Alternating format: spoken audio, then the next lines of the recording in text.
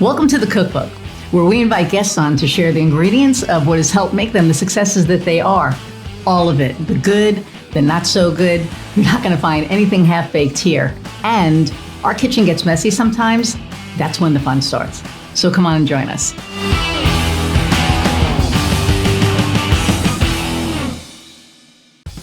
Hey everybody, and welcome to another episode of The Cookbook. I'm your host, Iris Goldfeder, and I'm super excited about my guest today, Ron Ben Joseph. He's been on before, and I know a lot of you know him.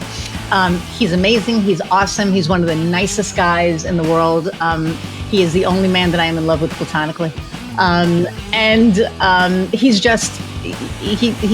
He's so smart, and he's so talented. But before we start, I want you to click, like, share, subscribe, the little bell and thingies that are down there. Please share for sure. Download.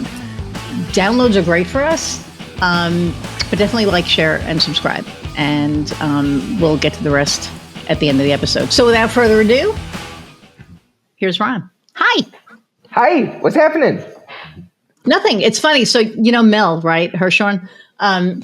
We started this thing because her son was like, how come you guys always say like, I love you? Like you're women. And I said, so it was like, okay, I love you platonically. So now whenever we talk, it's like, I love you platonically. And it's pretty funny. So I said, you're one of the. I love you. I love you so much, Iris. Iris, I love you on all levels, platonically, and maybe like a little otherwise. I don't know. Whatever. Yeah, don't go there. Let's not. It's fine. No, but you're just like, I think ever since we first met, you've been like a brother, right? I mean, just, this connection. So I was telling somebody, the Dames holds a fun French usually every year. And 2 years ago, was the first year that I was running karaoke. Yeah. And I was going to start with the story from Brandi Carlile.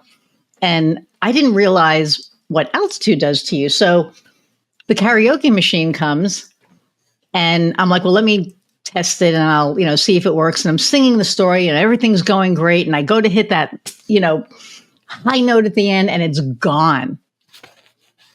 And I'm like, where's the note? So I find Ron, who's like in the middle of like 20 different things. I'm like, Ron, the note's gone. He's like, no, it's not. I'm like, no, it's gone.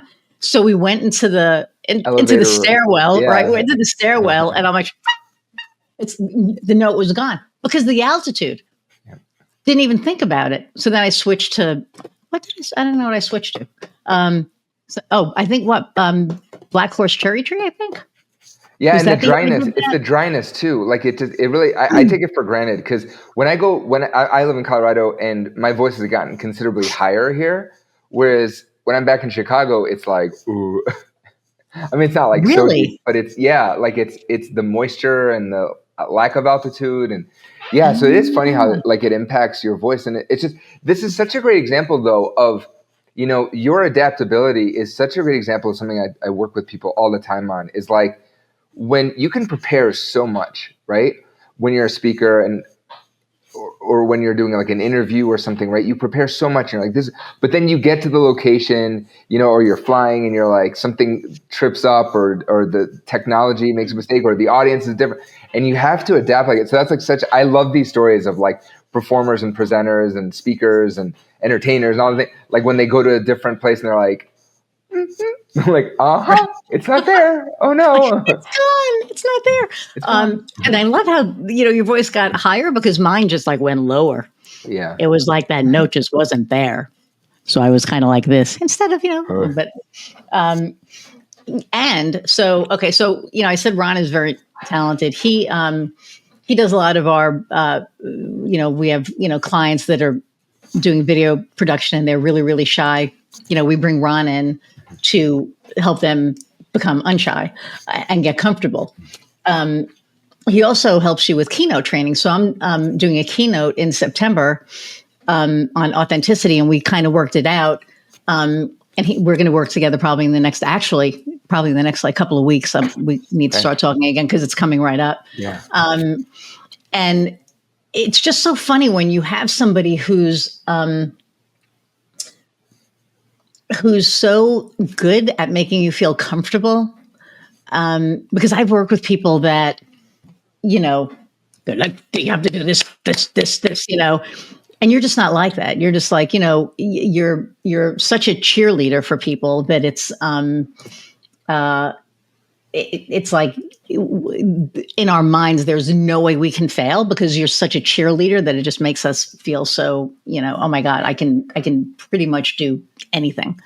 Well, a lot of people know you, but a lot of people don't. So why don't you, because I don't do bios anymore, tell our audience about you and who you are. So thank you. So like everything, I'll kind of use your setup. Right? Thank you for that awesome setup as like the way to like introduce it. I grew up with a dad that wasn't that, and it was like one of the greatest gifts of all. Like when I'm in a healthy place, I'm being positive about it. I'm like, whenever anyone says to me like, "Oh, you're so positive, you're such a cheerleader," I'm like, I literally think that my coaching style grew out of the way I was brought up, which is criticism and breakdown and, oh, this isn't good. And, I once got hired to direct an opera after years of directing theater. And my dad loves opera and he loves classical music. I'm like, dude, I got this opportunity. It was first thing out of his mouth. What do you know about opera? I'm like, it's people, it's music, it's story. I'll figure it out, man. Right. So, and he's like, you don't know anything about it. Like, so everything I do is like, it's like pausing that moment and going, how do you switch and go, that's amazing. Like, so tell me more. Like, what are you most excited about with the opera?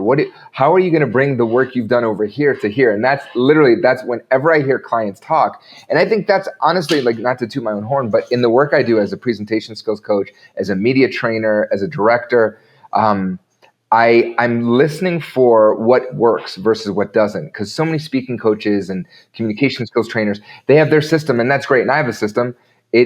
The system goes, how do I find out what you want, what's standing in the way you getting it, and how do I bring it out of you, right? Like in a way that's conducive for you. So I'll try different things. I'll tell personal stories, and sometimes it doesn't work. I had a client yesterday, and I saw her be like, this isn't working for me, So we try something else, right? Like, but the idea is like, whatever you need, because you're the star, you're the one that has to do it. This is from my years as a theater director and as a performer myself. I'm like, at the end of the day, you as the speaker, you as the performer, you as the presenter, you as the person, the leader, the thought leader that has to get in front of camera, in front of cameras or interviews. I'm like, you're the one that has to perpetuate it. You're the one that has to bring whatever it is that you're sharing to life. And so to impose something on you, like a system or a structure that is so not conducive to you, it doesn't make sense. And like, especially like someone like you, who's such a star, who has so much energy, right? Like Iris, we love you for your personality and your charm and your vivacity and your charisma. To pigeonhole you into like, it's a beginning, middle, and end structure where you have to do this and that, right? So, and I think most leaders, we go into leadership, we go into entrepreneurship, we become leaders, not because we were able to follow rules and be told what to do. So that's my whole coaching structure is based on that premise of how do you prepare? Like, how do you as a star prepare? How do you recognize what you want to say and then say it in a way that is so authentic and so powerful that you can replicate it every time in a way that's authentic, organic, conversational, and appropriate for this audience? Well, I remember, so this was like so funny. We met 3 years ago, 2 years ago, whatever. And I would say almost 4 years ago. No, because I've only been in the Dames for 3 years. Oh, okay. So 3. I'll give you 3. I'll give you 3. But what was interesting was, I was like, okay, I want to work with you. So we have our first meeting and we're on Zoom. And he says, why do you want to work with me? And, oh no, I said, I want to work with you. And he goes, why? And I said, I don't know. I mean, I want to start speaking. I want to, do the thing. And he goes, I don't think it's going to work. And I'm like, what do you mean it's not going to work? And he goes, I don't know. I just, there's something. And then he said, he goes, what kind of music do you like? And I'm like, the fuck does that have to do with, I want to work with you. And he goes, no. Well, kind of. So I have this, because of COVID, there was this, you couldn't sing, right? We couldn't go out and do things. So I found this app, and feel free to sponsor me, called Carafun. And it's like a karaoke app. So I have all my favorites in that I like to sing and stuff. And, he goes, well, what songs do you like? So I'm like, I don't know. So I pull out the karaoke app and I'm, going through the songs. And actually it was Black Horse Cherry Tree, I think was the first one. Oh no, it was Make You Feel My Love was the first one. And he goes, so what's your favorite song on there? And I said, Make You Feel My Love. He goes, sing it. And I went, but he goes, just sing it. I ended up singing for 45 minutes. He's like, oh, that song is great. Your passion is there. I can feel this. Do another song. And I'm like, I'm doing all these songs. And then finally I'm like, what the hell does this have to do with you not wanting to work with me? Like, why don't you want to work with me? And he goes, why do you want it? And I said, because I want to get better. And he goes, okay. I know, this is how I roll. And I was going to kill you. I was like, well, I don't even understand. And I think in the beginning, I thought that I wanted it. Yeah. But at the end, I knew that I wanted it. And you got me to that place by freaking singing. I mean, I literally gave him a free concert. I charged to sing. I'm just saying. All right. So he got a free 45-minute concert. But it was just so interesting the way that, you led me there. And then, that was it. And I was referring people to you left and right because I was like, oh my God, this was like, amazing. And it was. And then when I, really got serious about keynote speaking, it was like, okay, let's do this. I thank you for bringing that up. I love you so much. Oh my God. But yeah, like in the moment, I'm being honest. I'm like, I just don't know if I can help. Like, right. Like it's earnest. I have 2 modes or 3. The first one is if I don't like you, I'm like, it's 10:40 or 2:41 right now. I got a 2:47. I have to prepare for it. Like I got to go. Like 6 minutes. Like, right. But it's like no one has a 2:47, right? Like it's 2:30 or 3 or right. It's not right. But so I have that mode where I'm like, if I don't like you. So if you ever work with him and he's like, I have a 2:47. Yeah. He doesn't like you. I don't like you. Yeah. And that's much to the chagrin of my bank account.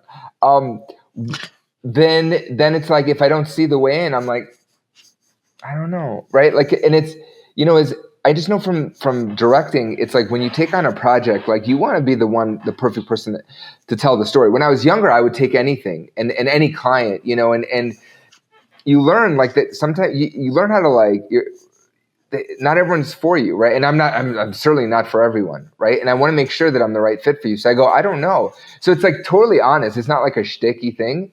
It's totally honest where I'm like, I don't know. Like, I don't see my way in. I don't know that I'm the perfect person to play this part or to direct this play. And then when I saw you singing and I could see that, like, I could see you were showing me what you wanted to do as a performer. Because it was different songs and you were picking like different songs to see the different way I think I sang them and reacted to the and how you were acting and how you were like showing up and how you were like how you were connected to your core passion and personality and charisma and all the things I love to see about you, so there's that. Or if I see it instantly, sometimes I'll be like my eyes light up and I'm like, hide your credit card right now, can I sell you hard? And then people are like, yeah, sell me hard, it's fine. And I'll be okay, I'm gonna go hard sell. Here's what I want to do with you. Boom. So it really, it's like the spectrum. And I think that's how the majority of us I shouldn't say the majority of us. That's how a lot of us, I think, should roll as service providers. Like you can smell it when someone is a coach who just coaches anyone, or is a consultant that just works with anyone and anyone who has a breath. Like I'm not that guy. Like I need to know, like, why am I the best person to help you right now? I don't know. Yeah. Maybe you can help me. I don't know. Right. Like, yeah. And we do the same thing. Like we don't, much to my wife's chagrin, we don't just work with anybody. Right. And she's like, well, that's stupid. Everybody's money is green. I'm like, yeah, but not everybody's time. It's like, it's some people cost more money, exactly, right? Than what they're paying you. So that's what I kind of go on. And we moved to a new model to where we take on 4 projects a month. And when somebody signs a contract, they have to have things to us by a certain time. If they don't have them to us by a certain time, then they get pushed to the next month, because we have people, that are getting the stuff to us on time that we need to get done. So, we had that happen with a client, and they didn't get us the stuff on time, but they were like, they were like a week late or whatever, but that pushes everything back. Right. And they were frustrated. They were like, well, I have it. And I'm like, I can do it, but, I have to charge more because now my people have to stay more, to get the thing done. So, can we do it? Yeah, but now it's going to cost more. So, right.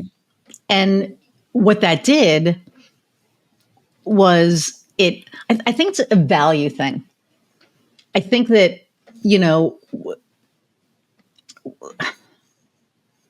when we work with the wrong people, it ends up being not fun. Yep.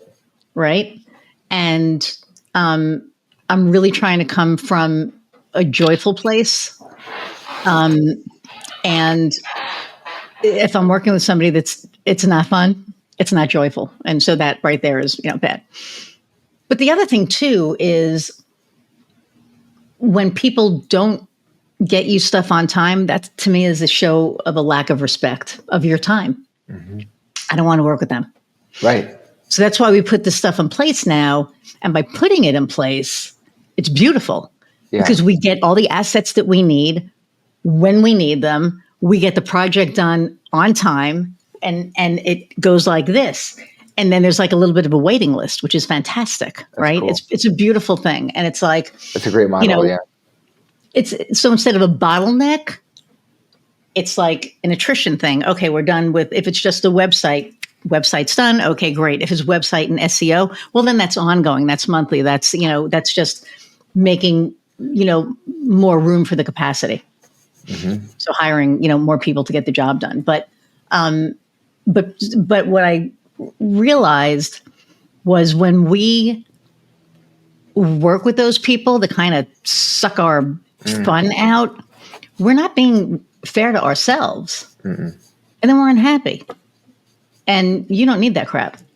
And I'm not good at that crap. Like I want to be good at what I do, right? That's why I'm doing it. Every year in July I say this. I'm like, if a job like magically appeared in front of me and a company wanted to hire me full time with a salary so I don't have to fucking go out and sell all day, like great, I'm here for it, right? Every July I say this. But concurrently, or on the other side of that, I should say, is like no, right? Like when we work for ourselves, we have that agency to be like, I can help you. I have to help you. It's in my core, right? Like, and then it's this mutually shared experience where we're both at our best. And I think that's what I love. Yeah, that's what I do love about being a business owner, Yeah, and you just have this way to, like, I'm going to use Michelle as, an example. Oh my God. Like you did such a job with her, and she is just so good and fluid at what she's doing. So Kofi and I were doing this sizzle reel, and it ended up being, a bit of a cluster because I am not, like, we should have just had a B-roll person there and things would have been different, but I was doing B-roll, which I never should ever do again. But I ended up, like, she was talking and I was like this. Wow. Yeah. And Kofi's like, camera. And I'm like, oh crap. And then I'm like, shaky with the camera so that, wasn't good. Although in Denver, because you were there, we had everything set up nice and that came out amazing. Thank you, God. But that whole thing was a cluster. That was just like, but Michelle is so eloquent. Yeah. And she is so smart and smart. So smart. Yeah. And engaging, and like when she does the dragon boat thing, she does the thing. Like people are on, Team Skyrocket, man. They are there and they are doing the clappy thing, and they're doing whatever the hell she's telling them to do. They are doing. Yep. Like if there was a loop in the middle of the room, and she was like, "Okay, now each table is going to take a turn, and you're going to jump through the loop a certain way," they would do it. Yep. They would do it. because she is that engaging, and she always had the personality, but she didn't have that confidence. And working with you really just made all the difference. Which is, I love hearing that. Like, thank you. Because confidence is something I like that I indulge in my lack of confidence. You know what I mean? Like on stage, like my whole stage persona is not confident. It's self-deprecating. It's all this stuff. And then people ride me on it. Like my clients who see me perform, they're like, you need to move away from that. And I'm like, no, but this is my place to share that, And I think, again, this is my shtick. Yeah. This is my shtick. It's my act, but it's also like confidence, I think, has become a huge part of the work that I do with clients because, and with students, especially now, when I do workshops or groups or classes, is like, how do you fake it till you make it? How do you find that certitude and that conviction in your speech if you're terrified? And that's what you learn as an actor or as a comedian or a singer, sure. Right? You're like, you got to sell it. Like one of my favorite examples is like Roger Daltrey from The Who, right? So phenomenal singer. One of my favorite singers of all time. And yet he didn't come into his own like until like 10 years into performing when he got Tommy, when they were writing, or Pete Townsend wrote Tommy, and now he's performing it at Woodstock and he has this charismatic, like powerful character, right? But I was like, if it took him 10 years, like, it can take anyone 20 years. Like it takes so long to find that truth. So I'm like, we have to, for clients, we have to expedite that process, especially when they're out there. Like I love the public speaking that my clients do, where it's always trying to help others. It's always teaching others how to make their lives better. And I'm like we acknowledge the lack of confidence. We bring out the insecurities, the imposter syndrome, all that. But then we have very clear, successful ways to override it or work with it, to bring it out. I have so many clients that are therapists, and they're like, "You're a therapist for therapists," because we work through that insecurity, the fear, the doubt, the imposter, and then we go, how do you present and how do you show up fully authentic and fully empowered, And so my own struggle with confidence, so I'm still single at almost 70. People are like, I'm like, how does that guy, like I have a buddy who was just awful from elementary school. He's a terrible person. He's not buddy anymore, but he's like people I know, and I'm like, how does that person get all the ladies, And confidence, but so at least in the work. So I'm looking up because I'm like, I can't remember his name, which is like insane. But Jim Morrison. Yeah, right? He used to turn his back to his audience. He used to turn his back to the audience, like because he was so petrified. Yeah. And only when he was on enough drugs could he like actually turn around and look at them, or like when the heroin hit him, he'd be like, okay, now I can look at you. Right. Which was I couldn't believe I'm like, okay, it's the Doors. I know. I can't remember his. Anyway. And what I find really interesting with performing, I had a drummer who was like, you never turn your back to the audience. Like he got pissed off when I would like look at him and I would be like counting and having fun and dancing. He'd be like, turn around. And I was like, no. I'm interacting with the band. I mean, what, right. And we'll, any concert I've ever gone to, they turn around and Taylor Swift, for the love of God, like, anybody does. He really pissed me off. I was like, well, the hard rules. I love it that there's hard rules for performing. I don't know hard rules. Like when I'm directing a play, sorry to cut you off though. That's a real trigger for me. These hard rules. You never do this on stage. In theater, when you're in a theater production, the rules are just like, they flow like water. I mean, it's like they rain rules, and I'm like, what fucking rules? Like what? How about a new rule where someone makes money here? like for the fact that that's a good rule, right? For the fact that we're not making money at this, I'm like, there really shouldn't be any rules. Like it should be like as long as everyone's safe and in the same world, like as long as every actor is speaking with the same verisimilitude, like the same commitment to the imaginary circumstance and the same belief that it's real. Like as long as everyone's real. New word, folks, verisimilitude. I never heard that before. Never heard that word? No, verisimilitude? No. Now I have. It's there's a story, Richard Donner, who directed the first Superman movie. He had it on his desk. It was written on like a plaque or something on his desk. And that was the mantra for that first Superman movie, because their thesis was, you'll believe a man could fly Because up until then, you never believed it in every incarnation before. And so that word stuck with me whenever I was directing. And then to this day, when I'm coaching speakers, it's like this notion of really believing and committing. And that also adds the confidence and the powerful expression. If you're in this world of verisimilitude where you believe the imaginary circumstances and you're making them real, the audience will believe it. Oh, 100%. Well, and it's funny because, I'm starting I'm starting it with The Middle, right? By Jimmy Eat World. Yeah. And I'm doing it because I think it's going to be amazing for the audience to be able to, get up and move around and just kind of, shake and dance and sing. But for me, it's going to take the edge off because I can sing in front of however many people I can sing in front of. But talking in front of, that many people is like, whew, okay. I think is this airing after I speak? Let's see when this is airing. This is airing, right before I speak.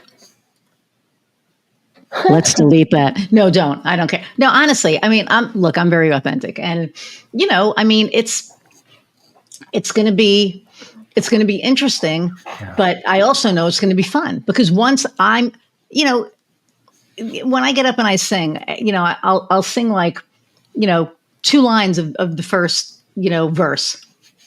I know by that second line, if the audience is interested or if I'm okay, right? Because if I'm not okay, then the audience isn't going to be okay. And by and large, it's like usually the first 5 words. I'm like, okay, I'm good because they're, like this. And I know that that's what's going to happen with that. And I know it's going to be amazing. And like, I'm really looking forward to it. I'm actually super excited about it. And when I look at it, because like, I brought it to Julie Lord, I interviewed her on this as well. And she's the one who invited me to speak. We were at the Steel Conference in Nashville this year. And okay, that's new. We were at the Steel Con. Does that work? No. For those of you who are listening and not watching on YouTube, I put my thumb up and like this thumb bubble came up. Anyway, and it got my ADD just all messed up. Okay. So,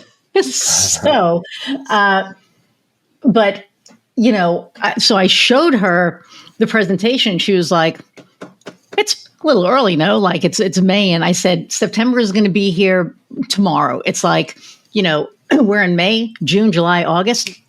September's here. Like, so I'm doing it ahead of time. And,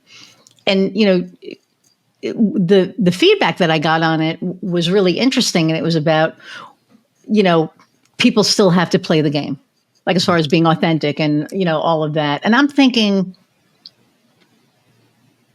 yes, I get that you still have to play the game, but why? Right? And yes, there's risk, but if there's no risk, there's no reward. So I'm working on, and we'll talk about that probably in the next week or so. Because I want to. Yeah, I like that. Yeah, because I want to rework a couple of things. Yeah. But when I think about it, it's like, for me, being on stage for me it's natural. Like I have the podcast, right? I'm a musician. Whatever. And then I see people that they aren't comfortable, and it's amazing to watch. I had there was somebody. She's not on yet because she was actually getting ready to do some coaching, and she's. I don't even know where she's from, but she already had stuff lined up, or it would have been you. But in our pre-call, she was nervous talking to me, and I said, so, what about this is intimidating, for you? Well, I'm not intimidated. Okay. What about this makes you nervous? Okay, well, maybe I guess I am intimidated. and and it's just funny how, when you frame things differently, right? People hear things differently. And,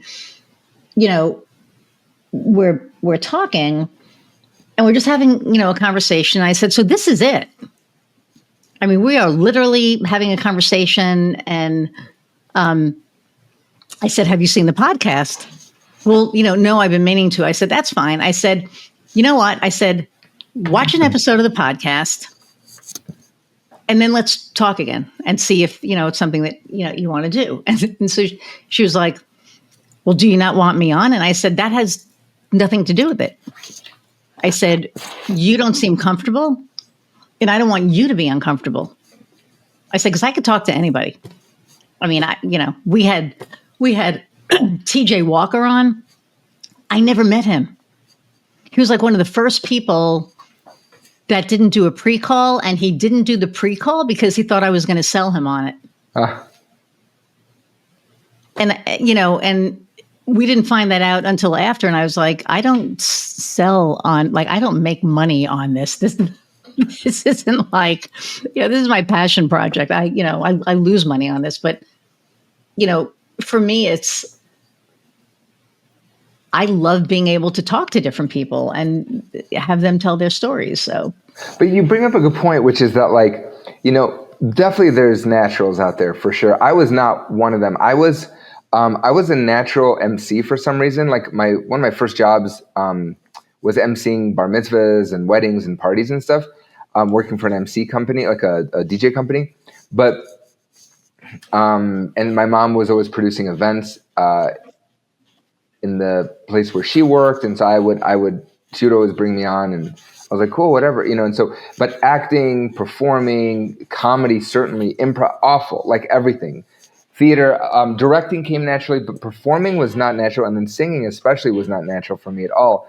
And it took me years, literally, it wasn't until I was about 30, 31 that I started being able to sing on stage. You sing so well. Thank you so much. But it's so funny. It's like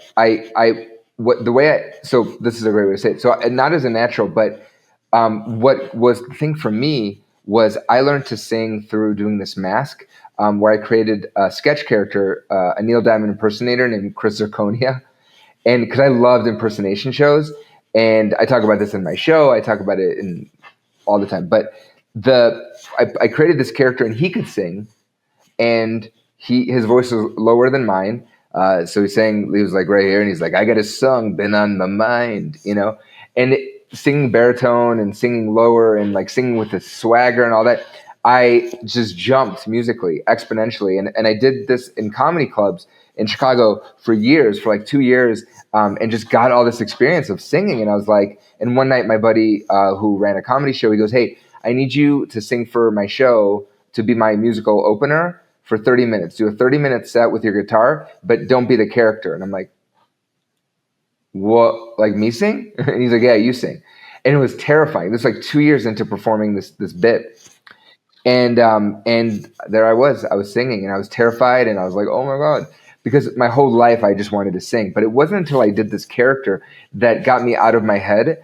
And again, in the character, he didn't care if he was off pitch. He didn't care if he missed a note or forgot the chord. He just laughed through it or worked through it, And so doing that character that I wrote, like it wasn't like I could just be in another person's show, but doing the character that I wrote, that I had control over, that I had mastery of, that was the lens that I could kind of come at it from. And that was like that was my way in, just like we talked before about coaching, is like, that's my way in.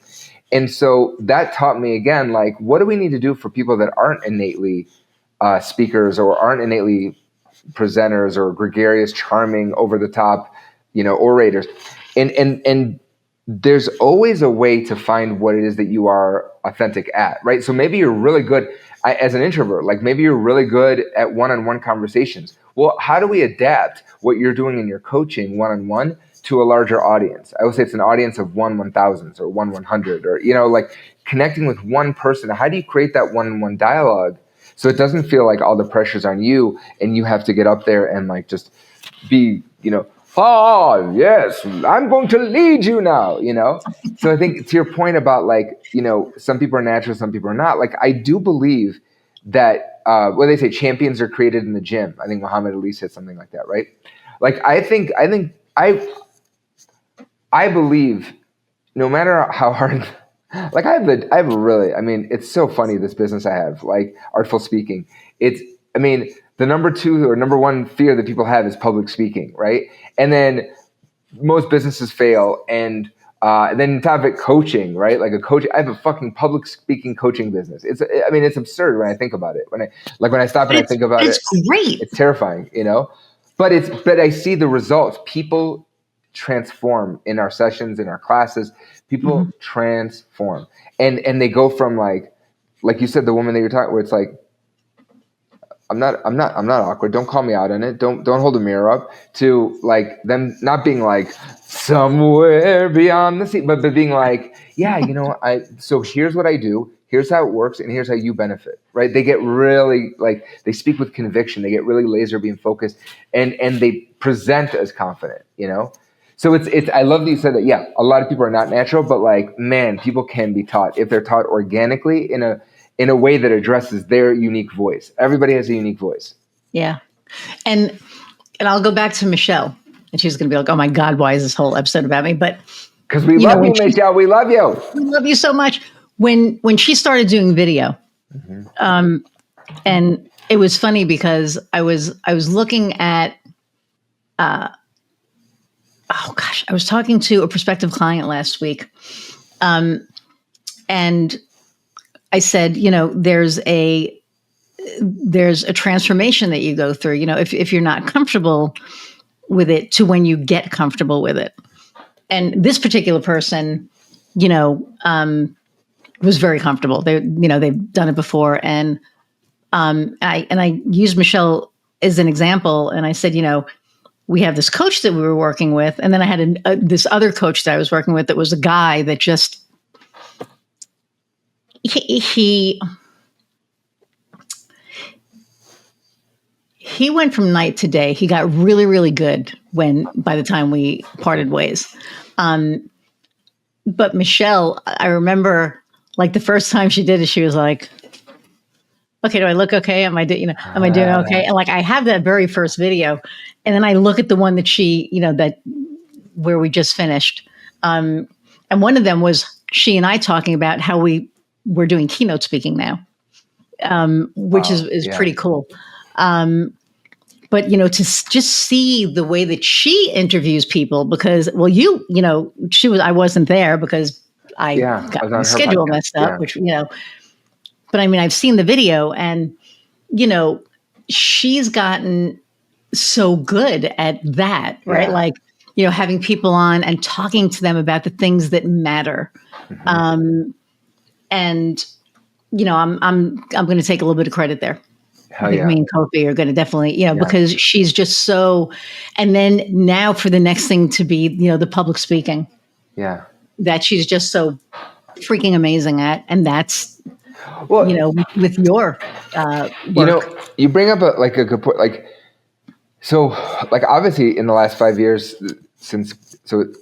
we're at 2025 right now. So last 5 years since COVID, like the forum and the format of long form interviews and all these avenues for speakers, for coaches, for consultants, for people, heart-centered entrepreneurs to get out there, service providers, to get out there and share, like, and help others. And the stuff that you could only get like 10, 15 years ago, coaching was just kind of becoming a thing, but it was like, you'd get the book or the CD or whatever, right? But now we have so much access, like readily accessible content that you can just go on YouTube and go, or I can ask my AI, how do I blah, blah, blah, blah, blah. Well, the AI is assessing all the content that's out there, right?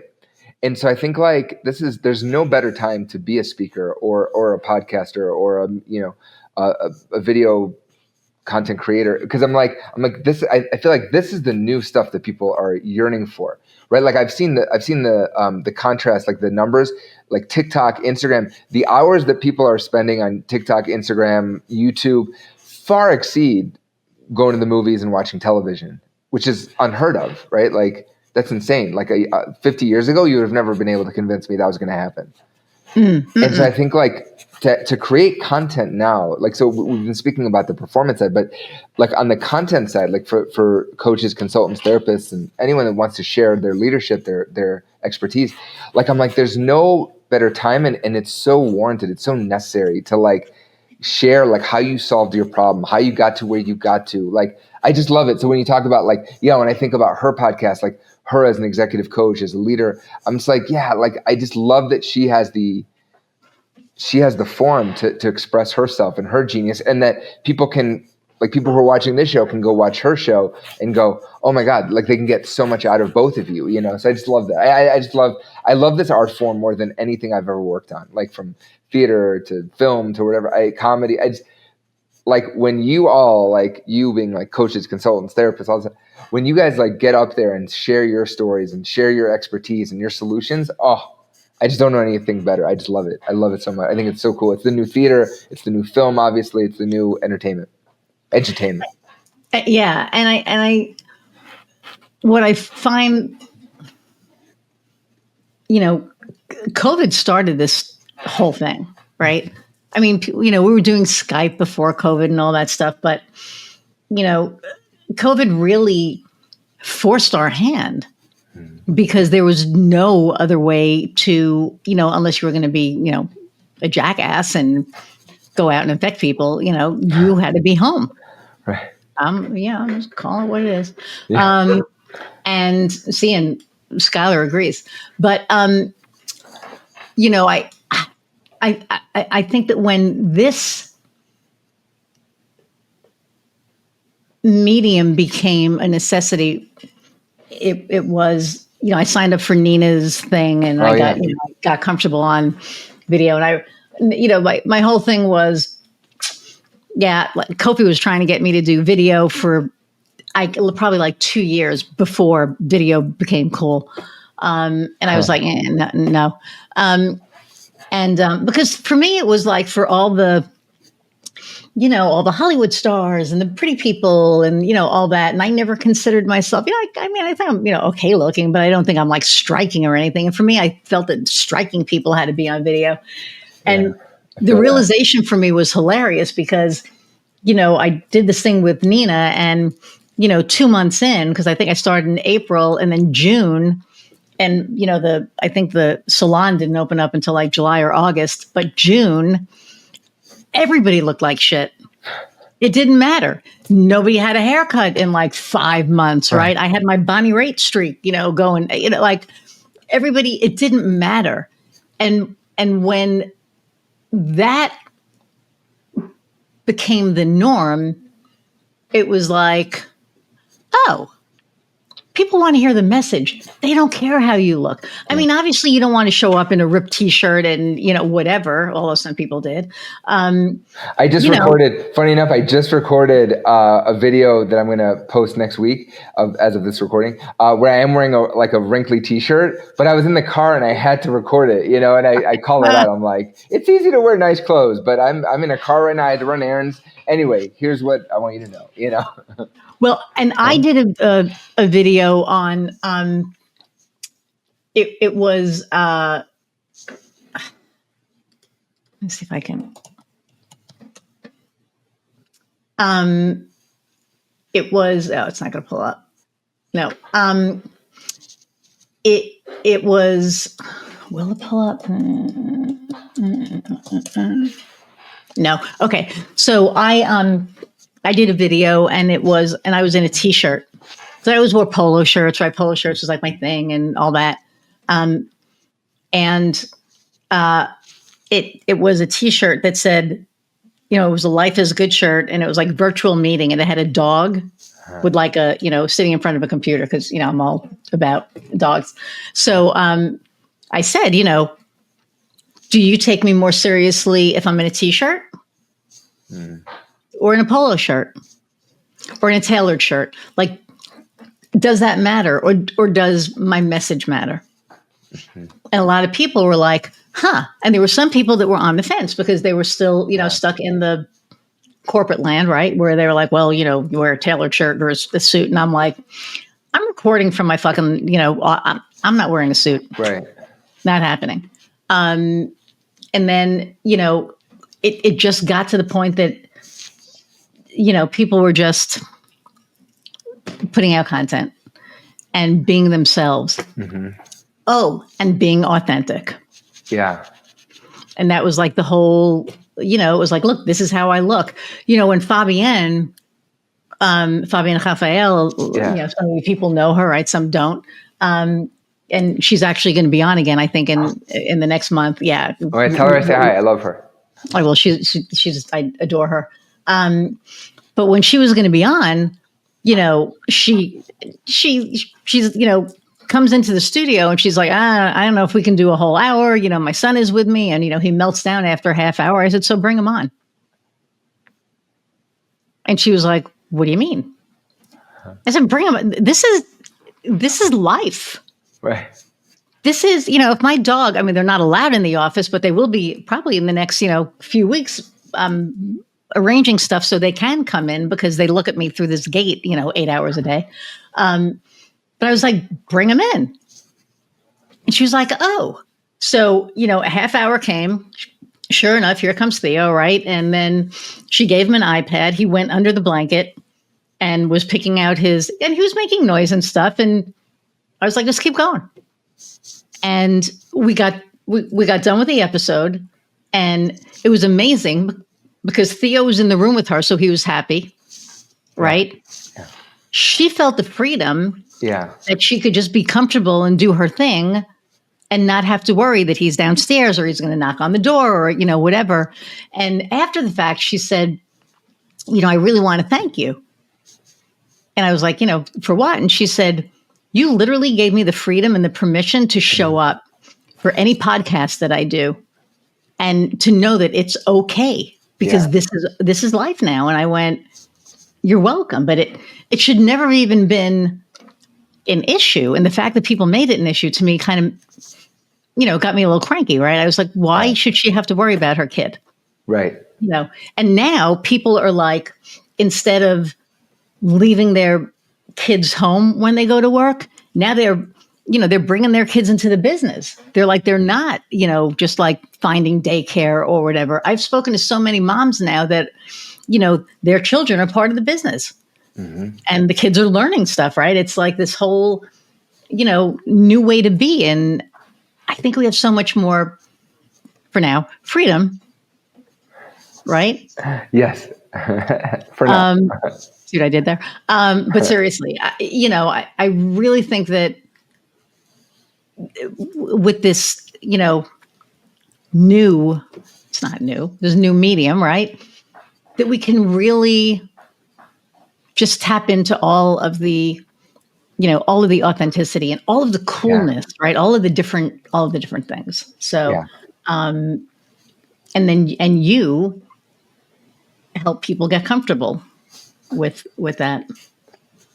Thank you. Yeah. Like, comfort is huge, and comfort comes in that, like, confidence of, like, knowing that you can solve the problem, knowing that you can adapt, like we talked about earlier, and just knowing that your message is clear and tight, that there is an idea worth sharing. So yeah, like, thank you. Like, comfort is huge, because when do we ever feel comfortable?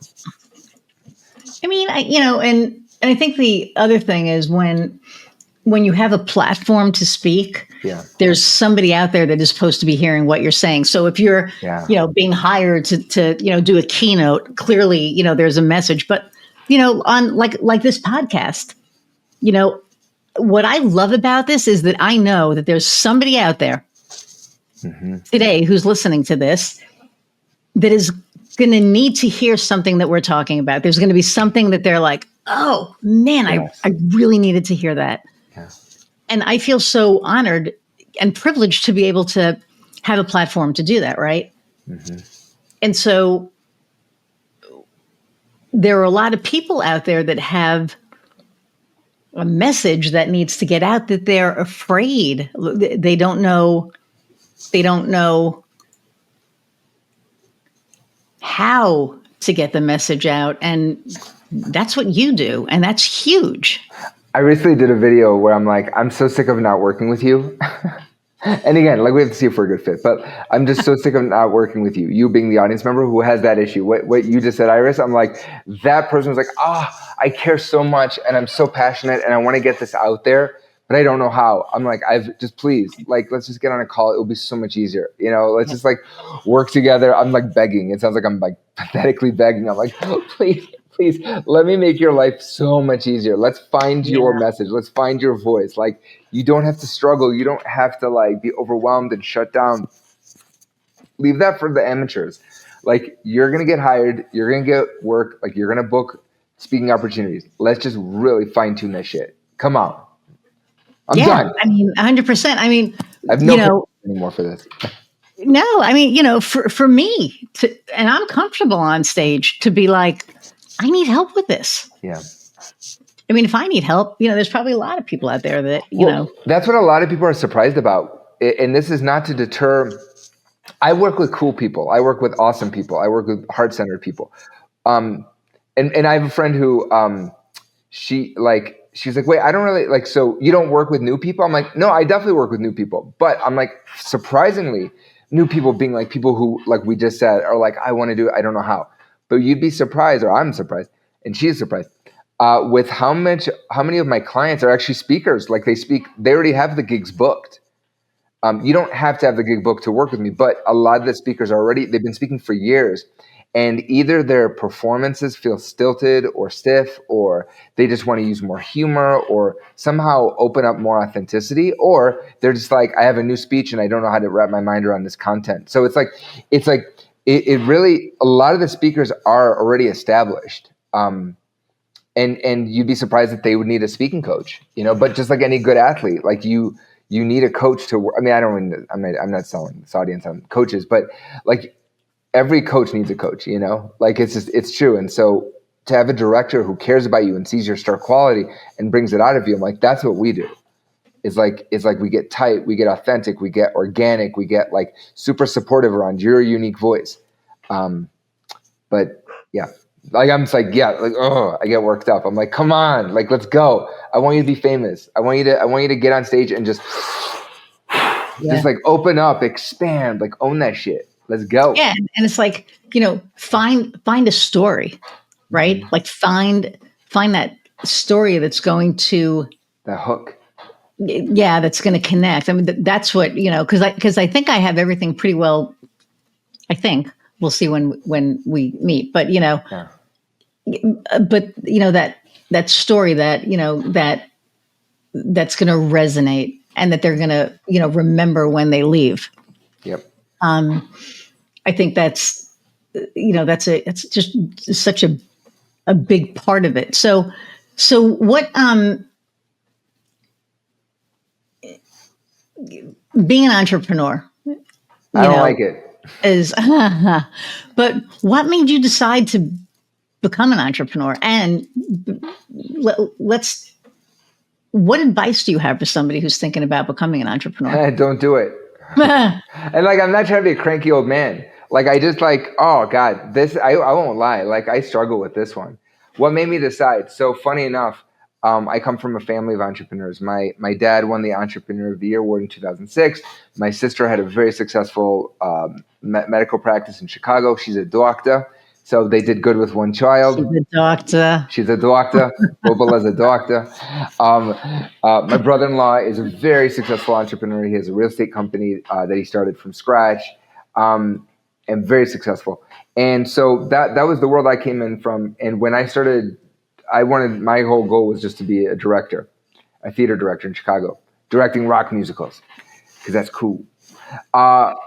Tommy, Jesus Christ Superstar, all this stuff, right? So I was like, that's going to be my niche. That's going to be my thing. And the concept of having to work up the ranks. Like I did it. It's funny. I did it in high school where I started off not getting cast and never getting cast. And I was like, I don't like this at all. And eventually I learned to like work within the system, and I became very close with my theater mentor, with the high school theater teacher. But after college or after high school, I was like, I can't go through that again. And maybe it was anxiety, maybe it was, I don't know, who knows, right? But I was like, I can't go through that.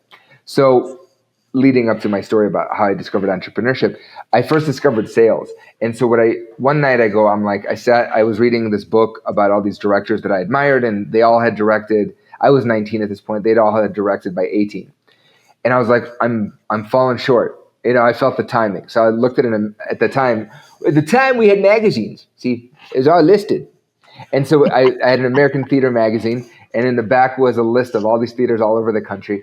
And I was like, well, I was like, there's a magazine here, there's a phone here, let's combine the two. So I pick up the phone, I called this theater in Boston. And I'm in Chicago at the time, so I don't know why Boston. But I'm like, hey, how do you become an assistant director? And they're like, you have to be an intern first. I was like, no one told me that was I didn't intern. I barely graduated high school. So I'm like, intern. That was it. That's all I needed. Then I created like a lead sheet, with all the numbers of all these theaters in town and I was living in a theater town in Chicago, right? So I had this book. We had this thing called The Book, and it had all the theater companies. So I would just check off the list, like just cold call. And then I booked like a bunch of internships at big theaters. I worked for David Schwimmer's theater company, Looking Glass, and this other theater called Northlight, which was a huge theater at the time. Still is a very big theater. And I worked on world premieres, and I worked in the marketing office, and I was selling, and I was doing all these things. It was great. But by like a few months into it, I was like, okay, I need to direct now. So I started producing, and I produced my own show. I was working for a theater company. I convinced the artistic director to let me produce and direct a production of Hair. They'd never done a musical, like a big musical. No. They did like Charlie Brown or something, but I was like, I want to do a big musical. So never directed a full show before, and here I am directing Hair, and so I saw that if I use the phone, if I have the vision, use the phone, and then get people excited about that vision, shit gets done. And so that was kind of the beginning of it. It was never like a decision. It was never like I should be an entrepreneur or I'd be so curious. I had no other options. I eventually got hired to direct, and it never worked out. Like it never, and nobody had an issue with me. I had a directing career. Like it was going to happen. No one had an issue with me. I didn't like it. I didn't like having a producer yell at me or tell me I needed to be somewhere. And it's like, it was crazy. I'm crazy. Like I was at auditions for a show I was working on at a theater company in Chicago. And it was like a panel of us directors that were casting for the season. And this woman walked in, and I really thought she'd be good for this one part in the play that I was directing. And so I was like, wait, hold on. And I went off and started working with her. And I come back. I thought they were seeing other people. I thought they were continuing the audition process. And they were like this whole row of people were staring at me like I'm an asshole. And I didn't mean to, and they were like, "What? Are you done?" And I'm like, "Oh my God, you guys, I'm so sorry. I thought you'd continue. I had to go work with her, Like, it's just how my ADD brain worked, or my entitlement or whatever. I don't know. As an artist, like when I'm directing, I can't see anything. I see the vision. So all that to say, I just saw that for me, what worked was creating my own opportunities. If I had a vision, if I got on the phone, and if I got the right people excited about it, stuff got done. So I tried for years applying for jobs, and I got my master's eventually, and I started teaching and teaching college speech. And again, it was like, I want to work for you, but I didn't have the right master's. I didn't have enough classes. I didn't have this or that. I don't know. It never worked out. The only thing that worked out was me having my own business, me getting out there. And my dad said it eloquently once. He's like, when you have a job, because you're assured, the only thing you're assured of is that you're going to get a paycheck in 2 weeks, but you're not guaranteed anything after that. Right. He's like, when you have your own business, you're assured that you can get on the phone and go out and sell or go to a networking event, So I struggle with it every day. But if there was any advice to answer your question that I would give an entrepreneur is don't do it. But if you have to do it, if you have this thing that like you have to do, if you have a vision and no one else, like there's no job that does what I want. Mm-hmm. I would be, if there was a job that paid a decent living where I could do exactly what I'm really good at, I would do it all day long. I would do it. I don't need to sell. That's not my passion. It's just something I know how to do. But if there's something that you, as the audience member, like if you have something that you need to do, no one else is doing it your way, or if you did it for someone else, they tell you to do it a different way. I'm like, then just literally, it really does boil down to getting on the phone. Just get on the phone, whether it's literally on the phone or on LinkedIn, emailing people or going to networking events. You're such a great networker, right? Like it's all about who you know, not what you know. So that's like my biggest thing I tell my kid all the time. Like, I'm like, it's all about getting out there, meeting the right people, building those connections, having that support system, having the pipeline, all that. It's sales, sales, sales. I love marketers. I love operations people. I love finance people. I love strategy people. All I know is, and I hate it, but all I know is selling. Like all I know is get out and sell. Then you have a business. You don't have sales, you don't have a business. So interesting. Well, it's true. If you don't have sales, you don't have a business, right? Because you have to have a pipeline, and if you don't have a pipeline, and it's scary. I mean, it can be scary, when you're looking and you're like, oh, I have a pipeline. All of a sudden, it's like, oh. I know that's the part. That's the part, right, where you're like, oh my God, this is awesome. It's like April, and you're so busy. But the busier you are, you're not out hustling and selling. And I know we're not supposed to be hustling, but we're not out selling. We're not having meetings. We're busy fulfilling orders. And then June comes, and you're like, everyone else is on vacation. Okay. And that's why I feel very fortunate that. I got to the point that now I have a team, right? Now I have somebody who runs the team, so I can still do the sales piece. I can, we fulfill, we do the services, we provide the services, we do the thing. But I'm still freed up to talk to more people, and, I'm in a meeting, my phone rings, I don't answer it, I call back, I get a sale. So, I'm very fortunate, but, it doesn't happen overnight, and it takes, it takes a lot of work. I mean, it does. So, but speaking of which, see, we're at an hour already. Like I knew that was going to go fast. Thank you for taking time out. Thank you today, because I know you're always busy. It seems like this year's been very busy. That's good. Yeah, that's a good. Knock wood. Yes. They didn't bark. Okay, I thought they were going to bark. So, how do people find you? LinkedIn. I think LinkedIn is like, I'm really active on LinkedIn. So Ron Ben Joseph. So first name Ron, last name Ben Joseph on LinkedIn. Or I do post on Instagram and stuff. But my website, artfulspeaking.com, one L in there, Artful Speaking. Just email me really LinkedIn is great. Just find me on LinkedIn. Let's chat. I'd love to hear what you have going on. Like if you have a presentation or an interview or a podcast or anything you want where you want to like expand, loosen up, like find your groove, find your authentic voice. I got you. I'm here for you. There you go. And you can also get him through us because he is our, he's our preferred, like acting coach. Preferred, yes, acting coach for all things video and acting. Okay, and the last question that I ask everybody: what lights your fire? I'm singing tomorrow night. I have my show tomorrow, and I will be performing. I will be doing my Jim Morrison impression as part of my show. I still do this show with the tributes, and so I will be singing "Come On, Baby" live. I didn't do it right. I'm like, the time to hesitate is through. So I will be singing live. But what lights my fire is singing. I went to an open mic last night. I did not do a great job. I'm rusty. I went way too fast. I was like so super intense. So I love the journey of becoming a better singer, or I like just working on my singing is what lights me up. That's awesome. Thank you. Cool. Well, thank you, Ron. Hang on one second. I'm going to say goodbye, and I'll be right back. Everybody, thank you so much again for hanging out an hour plus. You need help figuring out how to get comfortable speaking, get hold of Ron. He's just amazing at what he does. He truly is. He just makes you feel so comfortable, and he makes you feel so good about yourself. That's like the best part. If there was something that, stood out to you, this episode, just, leave a note in a little comment in the thingy below, like, share, subscribe, download, leave a review. Reviews are huge. So a review would be fantastic.